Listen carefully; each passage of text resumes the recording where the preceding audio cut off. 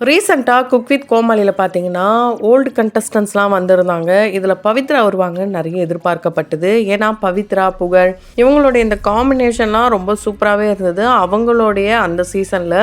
அதனால் திரும்ப வருவாங்கன்னு எதிர்பார்த்துட்டு இருந்த நிலையில் தர்ஷா குப்தாலாம் வந்திருந்தாங்க. நல்லாவே இருந்தது. ஸோ இந்த நிலையில் பவித்ராவுடைய உடல்நிலை அண்ட் அவங்களுடைய பர்சனல் அந்த இஷ்யூக்கள் அண்டு மென்டல் ஹெல்த் இது எல்லாத்தையும் பற்றி ரீசெண்டாக ஓப்பன் அப் பண்ணியிருக்காங்க. இது எல்லாத்தையும் நான் இந்த வீடியோவில் பார்க்க போகிறோம். அதுக்கு முன்னாடி எனக்கு பவித்ராவை ரொம்ப பிடிக்கும்ட்டு யாரெல்லாம் சொல்கிறீங்களோ அவங்க கமெண்ட் பாக்ஸில் மறக்காமல் கமெண்ட் பண்ணுங்கள். பவித்ரா லக்ஷ்மி பார்க்கறதுக்கு சமந்தாவுடைய சிஸ்டர் மாதிரி இருக்காங்கன்ட்டு அப்போலேருந்தே நிறைய பேர் சொல்லியிருக்காங்க. இதை சமந்தா கூட அக்செப்ட் பண்ணிட்டாங்க. ஏன்னா ஒரு படத்தோடைய இந்த ரீக்ரியேஷன் வீடியோவை அவங்க பண்ணியிருந்தப்போ அதை பார்த்துட்டு ஆமாப்பா என்ன மாதிரியே இருக்காங்க அப்படிலாம் சமந்தாவும் டேக் பண்ணியிருந்தாங்க. ஸோ அது மூலயமா ஃபேமஸ் ஆனது மட்டும் இல்லாமல் CWC இது மூலயமாவும் ரொம்ப ரொம்ப ஃபேமஸ் ஆகிருந்தாங்க. ஸோ இந்த ஒரு ஷோக்கு அப்புறம் அவங்களுடைய லைஃப் அப்படியே டோட்டலாக மாறி போச்சு தான் சொல்ல முடியும். ஏன்னா அப்பா இல்லாமல் அம்மா மட்டும்தான், அதுவும் சின்ன வயசுலேயே அவங்க அம்மா வீட்டில் 7 மாத ப்ரெக்னெண்ட்டாக இருக்கும் போதே இவங்க அப்பா இவங்களை விட்டு பிரிஞ்சு போய் தனியாகவே இவங்களை வளர்த்து இந்த அளவுக்கு ஆளாக்கிருக்காங்க. ரீசன்ட் டைமில் தான் அவங்க அம்மாவும் இறந்துட்டாங்க. உண்மையாலே இந்த உலகத்தில் தனிமை அப்படின்ற ஒரு விஷயம் மிகப்பெரிய ஒரு கொடிய நோய் அப்படின்னு தான் சொல்ல முடியும். ஏன்னா நமக்கு ஒரு துணை அப்படின்ற ஒரு விஷயத்துக்காக தான் இங்கே பல பேரும் ஏங்கிட்டு இருக்காங்க. நமக்கு ஒரு ஆறுதல் யாராவது சொல்ல மாட்டாங்களா அப்படின்லாம் நினச்சிட்டு இருப்பாங்க. ஸோ நமக்கு நம்ம தான் துணையாக இருந்தாலும் இந்த தனிமை அப்படின்றது ஒரு கொடூரமான விஷயந்தான். தனிமையில் இருக்கும் போது தான் நம்மளுடைய மைண்டில் என்னென்னவோ சிந்தனைகள்லாம் வரும். அதனால தான் சில பேர் தவறான முடிவுகள் எடுக்க முக்கிய காரணமாகவும் இருக்குது. அதே தனிமை தான் இவங்களுடைய வாழ்க்கையில் மிகப்பெரிய கேள்வியை ஒன்று எழுப்பியிருக்கு. என்னன்னா, நான் இது வரைக்கும் டெய்லி ஃபோன் பண்ணி பேசுகிற ஆள் ஒருத்தரும் கிடையாது. எனக்கும் டெய்லி ஃபோன் பண்ணி நீ நல்லா இருக்கியா, சாப்பிட்டியா, போனியா, வந்தியா இது போல் கேட்குறவங்க யாருமே இல்லை. அப்படி இருக்கும்போது எனக்கு திடீர்னு ஏதாவது ஆச்சுன்னா என்ன ஆகும், யாருக்கு தெரிய வரும், ஃபஸ்ட்டு யார் என்னை தூக்கி போடுவா, இது போல் கேள்விகள்லாம் அவங்களுக்குள்ளே வந்திருக்கு. ஸோ அது மட்டும் இல்லாமல் இவங்க 2 பெட்டும் வச்சு வளர்க்குறாங்க. அவங்கள யார் பார்த்துப்பா. ஸோ இப்படிப்பட்ட ஒரு இலகிய மனசு இருக்கிறவங்க தான் பவித்ரா லக்ஷ்மி.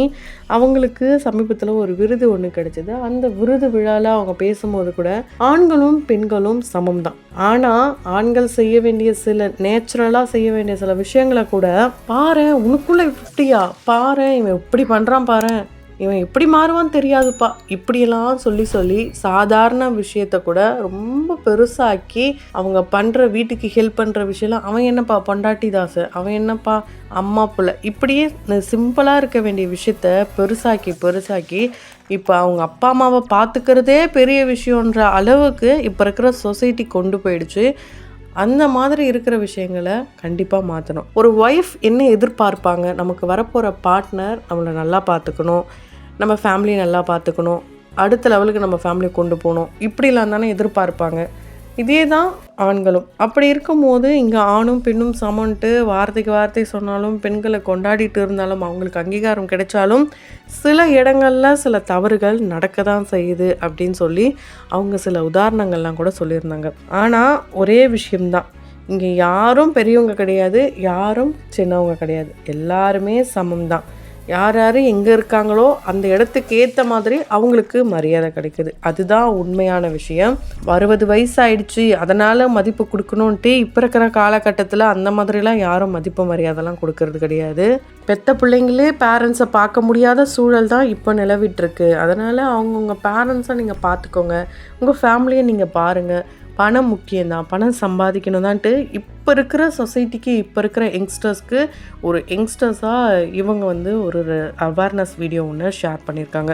உண்மையிலே அவங்களுக்குள்ளே எவ்வளோ வலி வேதனைகள் இருந்திருந்தா இந்த அளவுக்கு ஒரு எமோஷ்னல் வீடியோ ஒன்று போட்டிருப்பாங்க. அதுவும் இல்லாமல் எமோஷன் அப்படின்ற ஒரு விஷயம் பெண்களுக்கு மட்டும்தான் அப்படின்றத இங்கே ஒரு முத்திரையாகவே குத்தி வச்சுருக்காங்க. இது பவித்ரா லக்ஷ்மி சொல்லலை, பொதுவாகவே ஆண்கள் அழக்கூடாது, நீ ஆம்பளை பிள்ளை ஏன் பொம்பளை பிள்ளை மாதிரி அழுகுற இப்போ கூட சொல்லுவாங்க.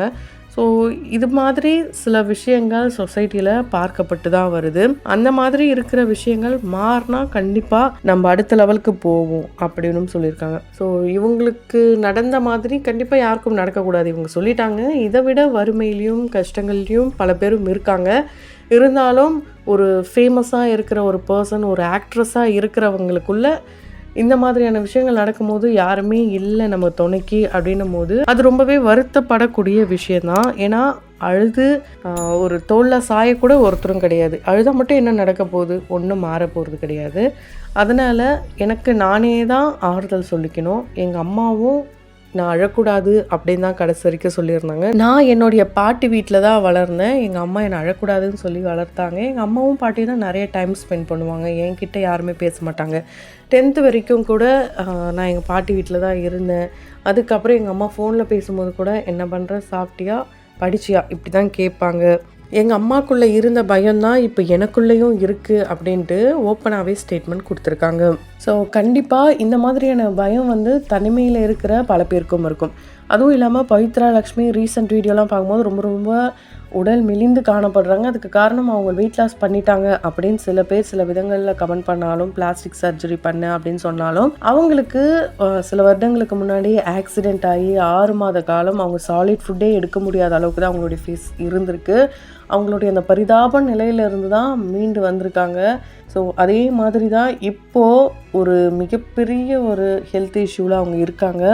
அதுலேருந்து கொஞ்சம் கொஞ்சமாக அவங்க மீண்டு வந்துட்டே தான் இருக்காங்க. அதுக்குள்ளே அவங்களுக்கு டிபி, கேன்சருன்ட்டு வாய்க்கு வந்ததெல்லாம் ஒவ்வொருத்தருமே டாக்டர் ஆகிட்டாங்க. ஏன்னா கமெண்ட்ஸில் பார்க்கும்போது அப்படி தான் ஒவ்வொருத்தருமே சொல்கிறாங்க. அதே மாதிரி மேரேஜ் அப்படின்ற ஒரு விஷயத்துக்குள்ளே இப்போ அவங்களுக்கு போகிற மனநிலை கிடையாதான். அதே சமயம் அவங்க இன்னும் யாரையும் காதலிக்கவும் இல்லையாம், சிங்கிளாக தான் இருக்காங்க. இந்த தனிமையில் இருக்கும் போது எனக்கு எப்படி இந்த லவ் தாட்லாம் வரும்? கண்டிப்பாக அது இப்போதைக்கு இல்லை. வரும்போது நானே சொல்கிறேன்ட்டு அவங்களுடைய மேரேஜ் அப்டேட்டும் பண்ணியிருக்காங்க. இதே மாதிரி தான் சமந்தாவுடைய நிலைமையும் மாறி இருக்கு.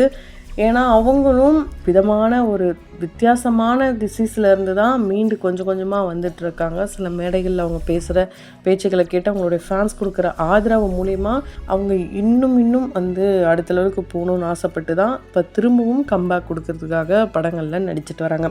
அதே தான் இவங்களும் சொல்லியிருக்காங்க. இந்த காதல், இந்த அன்பு, இந்த லவ் எல்லாமே நீங்கள் எனக்கு கொடுத்துட்ருக்கீங்க. இதை கண்டினியூ பண்ணுங்கள். அதுவே எனக்கு போதும். யாரும் தேவையில்லாமல் தவறான விஷயத்த பரப்பாதீங்க, எதையும் தப்பாக சொல்லாதீங்க.